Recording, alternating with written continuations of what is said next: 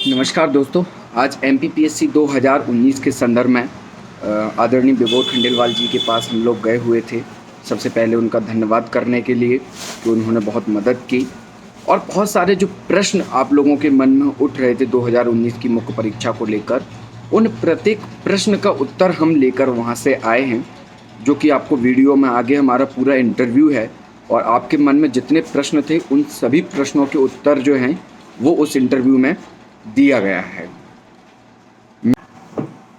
तो जो हमारे साथी ये कहते हैं कि आकाश पाठक अकेले हैं और उनका साथ कोई नहीं दे रहा है, उनको मेरा पहला उत्तर ये है कि आकाश पाठक अकेले पर्याप्त हैं आप सभी के लिए, और सबसे ज़्यादा आवश्यकता पड़ती है तो वो स्वयं के आत्मविश्वास की, जो कि मेरे पास में पर्याप्त है और स्वयं से मेरा खुद का बहुत सपोर्ट है खुद के लिए।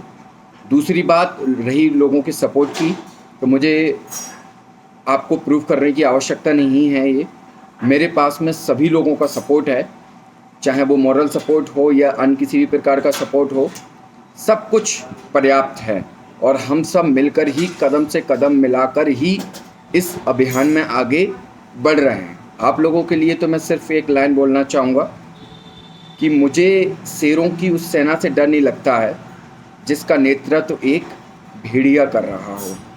मुझे भेड़ियों की उस सेना से डर लगता है जिसका नेतृत्व एक शेर कर रहा हो। तो आप समझ गए होंगे, आप लोगों के लिए इशारा काफ़ी है। हम 2019 को लेकर न छोड़ेंगे, न झुकेंगे और न ही रुकेंगे। ये लड़ाई अंत तक चलने वाली है और जब तक मुख्य परीक्षा नहीं हो जाएगी तब तक हम ये लड़ते रहेंगे। आप जो आरोप लगाना चाहें, आप जैसा बोलना चाहें, आप वैसा बोल सकते हैं, स्वतंत्र हैं, पर मेरी लड़ाई निरंतर इसी प्रकार से जारी रहेगी। जय हिंद, जय भारत। नमस्कार साथियों, मैं आकाश पाठक MPPSC 2019 का कैंडिडेट हूं और हमारे बहुत सारे मित्रों के मन में बहुत सारे प्रश्न थे 2019 को लेके कि क्या ये एडिशनल होगी या सभी की होगी। इसके संदर्भ में आज हम विभोर खंडेलवाल सर के यहाँ पे आए हुए हैं, क्योंकि इस केस को उन्होंने लड़ा है और इस केस में बच्चों के साथ में रहे हैं और बहुत सहयोग किया है। शायद हम इतनी फीस अफोर्ड नहीं कर सकते थे जितना उन्होंने हमें सहयोग किया है। आज वो प्रश्नों को हम सर से यहाँ पे पूछेंगे और जितने भी इससे संबंधित प्रश्न हैं वो आपके उत्तर दे के क्लियर करेंगे। सर, सबसे पहला प्रश्न है कि 2019 का जो जजमेंट आया 7 अप्रैल को, सर इसका 2019 की परीक्षा पे क्या प्रभाव पड़ेगा?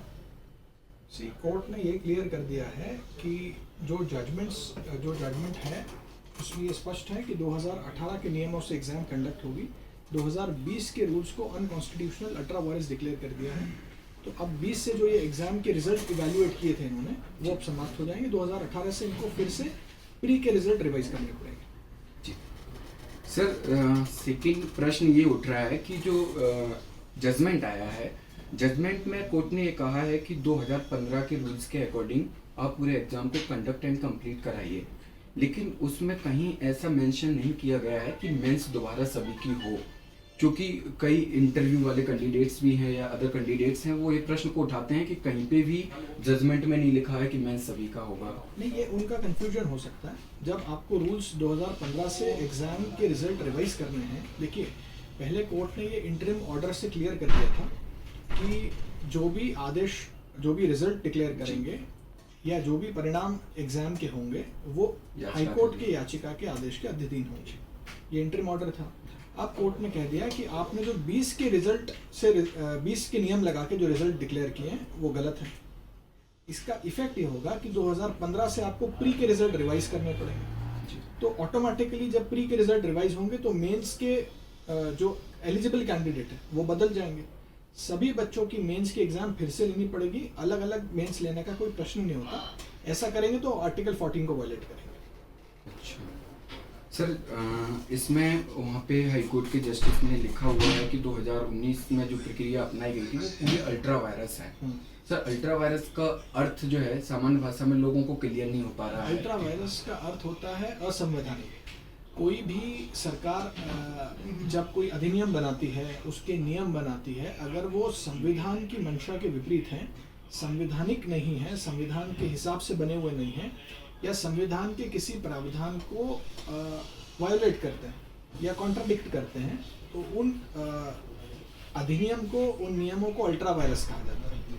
इंट्रा वायरस और अल्ट्रा वायरस दो ऐसे शब्द हैं कि इंट्रा वायरस यानी संवैधानिक है, अल्ट्रा वायरस यानी असंवैधानिक है, और ऐसे नियमों को, ऐसे अधिनियमों को हटा दिया जाता है। अच्छा सर, एक प्रश्न और है, अंतिम प्रश्न है कि मान के चलते हैं यदि आयोग जो है ऐसा कदम उठाता है कि जो नए बच्चे एडिशनल जुड़ेंगे पी के रिजल्ट निकाल के, और उसमें SC ST OBC EWS के जो अभ्यर्थी होंगे वो इन होते हैं, और यदि वो सिर्फ उन्हीं लोगों का एडिशनल मेंस करवा लेता है नहीं, ऐसा नहीं तो क्या कर सकते हैं सर, इसमें क्या हो सकता है? ऐसा आयोग कर नहीं सकता जी। अलग अलग एग्जाम क्या होता है, जैसे किसी व्यक्ति की एलिजिबिलिटी चेक करने के लिए जी। दो बच्चे हैं, अगर उनकी एलिजिबिलिटी चेक करनी है कि दोनों में से कौन कॉम्पिटेंट है, तो परीक्षा एक जैसी होनी चाहिए। जी।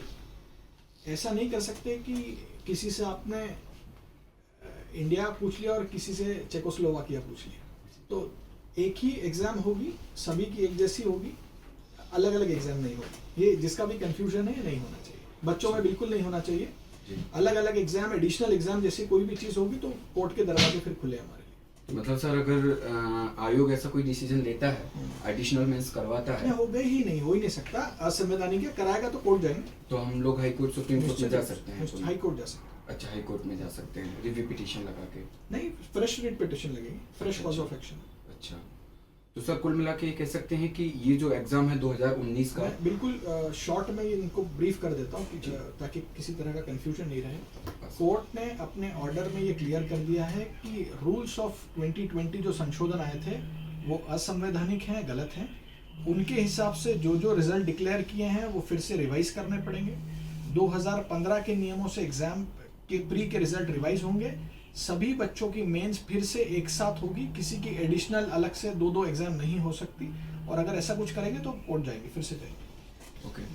सभी लोगों की तरफ से आप लोग तो नहीं आ सकते, लेकिन सर का हम धन्यवाद करते हैं कि सर ने इतना समय दिया हमको, और सारे जितने भी प्रश्न थे आप लोगों के, उनके सटीक उत्तर मिल गए हैं। तो आप लोग निश्चिंत होकर अभी फिलहाल 19 जून की प्रारंभिक परीक्षा की तैयारी करें, और इसके पश्चात जब मेंस की डेट आएगी, सर ने कंटेम्प्ट का नोटिस भी सर आपने जारी किया, थोड़ा सा उसके बारे में सर प्लीज। कंटेम्प्ट बेसिकली क्या हुआ कि इन्होंने एक एडवर्टाइजमेंट इशू कर दिया कि हम एग्जाम ले रहे हैं, जबकि प्री के रिजल्ट अभी रिवाइज नहीं हुए हैं जी। तो जब तक ये प्री के रिजल्ट रिवाइज नहीं करेंगे और मेंस की तरफ आगे बढ़ेंगे, तो ये सीधा दिखाता है कि MPPSC माननीय उच्च न्यायालय के आदेश की अवमानना कर रहा है जी। जो प्राइमा फेसाई कंटेम्प्ट का ऑफेंस है जी, ऐसा उनको करना नहीं चाहिए। स्टिल हमने उनको नोटिस दे दिया है कि अगर वो थोड़ा आगे बढ़ेंगे तो हम will file contempt against them.